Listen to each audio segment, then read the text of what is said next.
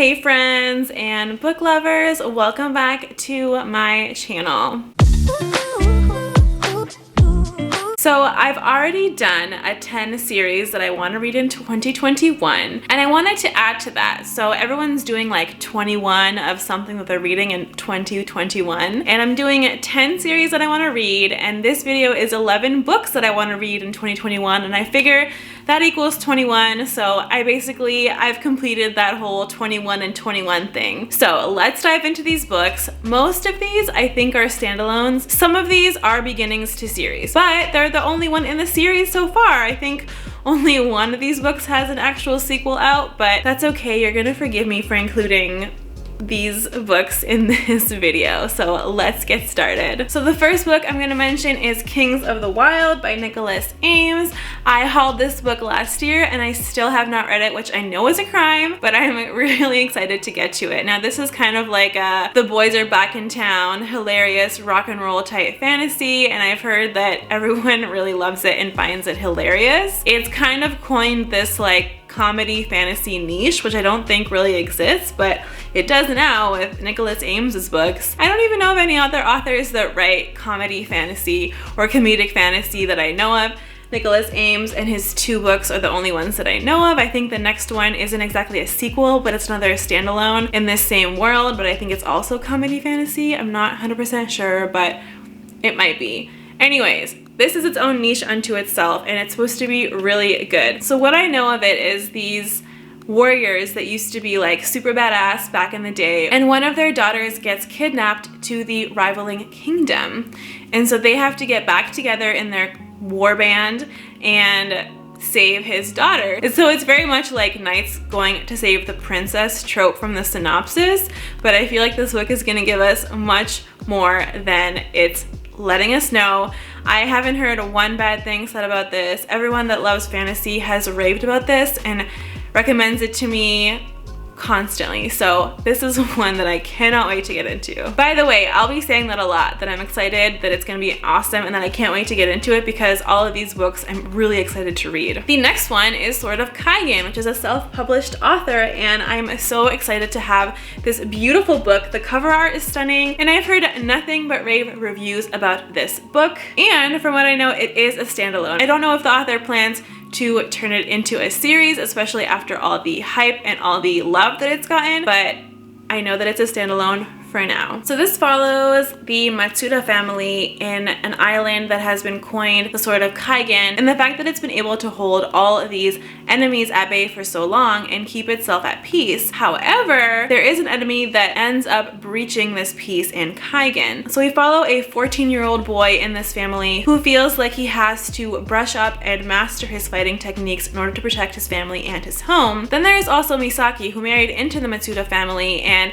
she used to be a warrior, and she used to fight and practice and hold a sword and do all these awesome warrior things, but she put that down in order to be a good housewife and a good woman to the Matsuda family, and she tells herself that these things are all in the past, but she feels the call of war and of her sword, and I think that's where our story begins. So it seems very like majestical, it seems very warrior, it seems very sacred, and I cannot wait to finally read this novel that has been so well acclaimed all over BookTube and beyond. The next one is also a standalone that came out in October of 2020, and that is Black Sun by Rebecca Roanhorse. And obviously the first thing about this book that drew me in was the cover, because look at all of that gorgeousness. Second thing was the premise and how it was described very briefly as like a pre-colonial fantasy novel, and that's really all that I know about it. Most of the reviews that I've heard have been stellar for this book. I don't think that I've heard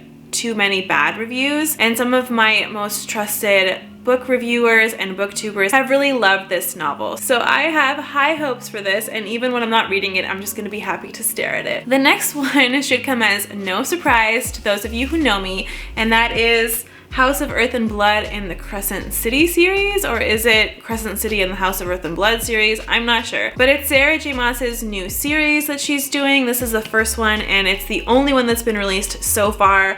And I know that I have to read this because I know that I will be wanting to pre-order the next one as soon as it's released, which I think is in the fall of this year. So this is one that I have to get into, and I also want to say that it's also really beautiful, and of course I love a beautiful book. It's supposed to be really good. Readers that haven't loved her YA series have told me that they do really enjoy this adult series, and I heard that it's more than just the fantasy romance that we have in ACOTAR, so that's really exciting. So I don't know too much about it, but I honestly want to keep it that way. I find when I dive into novels, especially for Sarah J Maas, I'm a lot more pulled into the story when I don't know too much about it when I go into it. So I'm excited to read this one, and I've also heard mostly good things about this particular novel that she's released, so it gives me all the more reason to start it and finish it before the next one comes out. The next one is one that is also long overdue, and that is Ninth House by Leigh Bardugo. I think I held off reading this because I wanted to read one of her YA stories before I read this one, but my mind has changed. I just want to read this one as soon as possible. I have just seen rave reviews about it from some of the people that I really love watching and that I really trust. There are some not so good ones that I've seen as well, so that does give me pause, but I still want to read it. It is a standalone fantasy novel, and it's set at Yale, but mostly the secret societies that run through Yale and their mysteries and the fantasies and the magic that go along with them. Now, this is of course a fiction story, but Yale is known to have a lot of secret societies, and so I feel like that's probably why the author picked Yale as a setting. I'm excited to dive into that. I've never actually been to Yale, though it is just a short drive from where I am since I do live in New England. This next one won't come as a surprise to those of you who know me either, because you know that I am trying to get into the Stormlight archives, and that is Warbreaker by Brandon Sanderson. Now, I'm reading this one in January because I am planning on reading Way of Kings in February, and everyone has told me that I really should read Warbreaker first, so I got it. It's a standalone as far as I know, but it does tie into some of the things that will happen in the other Stormlight archive books, so I thought I'll pick it up, I'll read it. It's actually less than 600 pages, which shocked me. I thought it was going to be like at least 1,000, and I'd have to bang that out at the end of January, but it's not. It's only like 596 pages, and that's not that bad at all considering his other works. Either way, I haven't read the synopsis for this one either, and I won't because in a couple weeks time I'm going to be jumping into it. Depending on when this video goes up, I might already have a wrap up and a vlog for this, because I do want to vlog my reactions as I read this standalone novel, and I have a lot of friends that are really interested in seeing how I'm going to react to it, so I want to vlog that and I want to post that, and I just want to really hopefully enjoy this. The next one is actually a YA fantasy, and this one is Legend Born by Tracy Dion. Now, even readers who really love adult have really enjoyed this novel. It is YA, but it is an Arthurian retelling, I think set in a school setting, so I'm excited for that, and I've just honestly heard nothing but good things about this book, and I just thought, why not add it to the list? It's a standalone, it's a fantasy, it's supposed to be beautiful and well written and really enticing, so I'm gonna give it a shot. I have 2 copies of it anyway, so I might as well add it to my list. If you've read this one, let me know. I feel like it got a lot of hype, so I'm hoping that it lives up to that hype when I read it. All right, the next one we're gonna go with is Master of Sorrows by Justin Call. This one is actually the first of a trilogy, and I think this one came out in 2019, and the second one is coming out at some point this year or last year. So it is part of a series. Please don't hate on me for putting a series on here, but I want to at least read the first book. I haven't actually heard this book or this author talked about on BookTube, even among the adult readers that I watch. So I'm curious to see what his book is going to be like. And I know that this one is set in a school learning type setting. It's a play on the like hero goes to magic school, gets mentored by this amazing, strong magician, and then goes to fight a great evil. But this is taking that trope and saying, well, what if that boy becomes the new Dark Lord?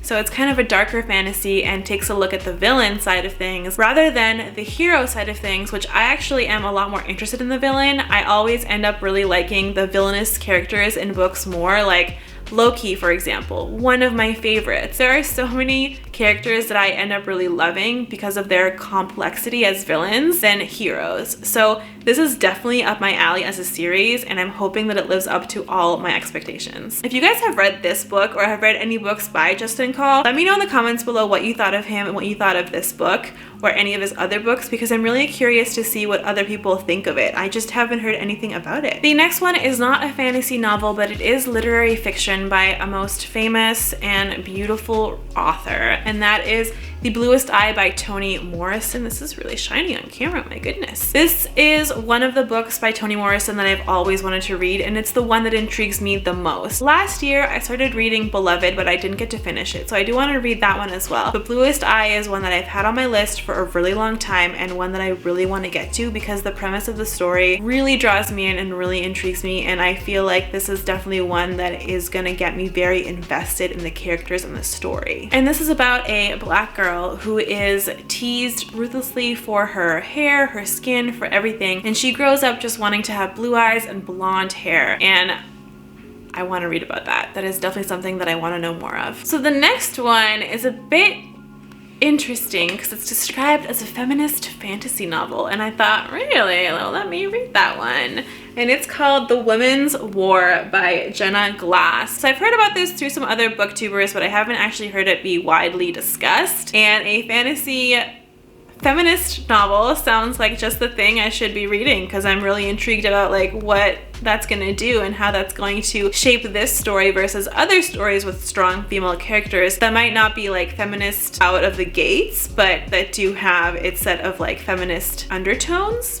So this one is based in a world where women are required to give men male heirs, but now they can control their fertility through some revolutionary magic or spell. And that sounds cool. And this is really interesting. I've never heard of a book where women control their fertility and that was what was used to give them power. But I find that to be a very interesting concept because there are themes in books that do talk about how a woman's fertility and ability to give life does give her more power, but not in this direct way. So I'm really curious about this book. This just seems like something that is very maybe ahead of its time or very direct in its thinking. So we'll see how that goes. All right, and the last book I have is one that's on my backlist and I just really need to get to it. It's a standalone. It doesn't even seem that long and I've heard really good things about it, and that is Gods of Jade and Shadow by Silvia Moreno Garcia.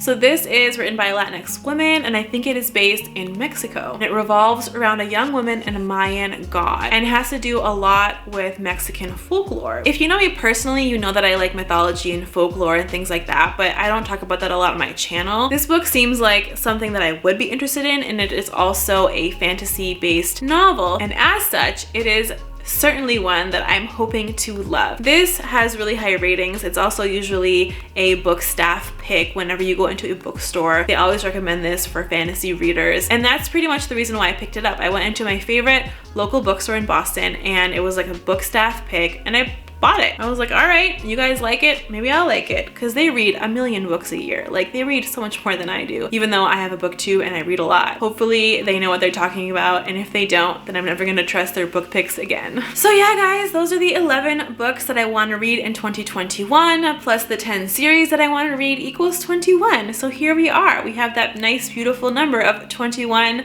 and a 21, just broken up into two different sections. Admittedly, a couple of these are series, so they don't exactly count as standalones, but they will for the purpose of this video. And especially since they are not completed series, we're just gonna go along with the fact that that's okay. If you guys have read any of these books and loved them or hated them, always leave that in the comments below because I like to hear your thoughts. I like to know what people are thinking before I go into a book, and even after I read it, I will talk to you about it if you want me to. If you like this video, please give it a like below. I would really appreciate that. And if you like my content and are looking for more, please subscribe because I will be posting videos that I'm sure you do not want to miss. Thank you.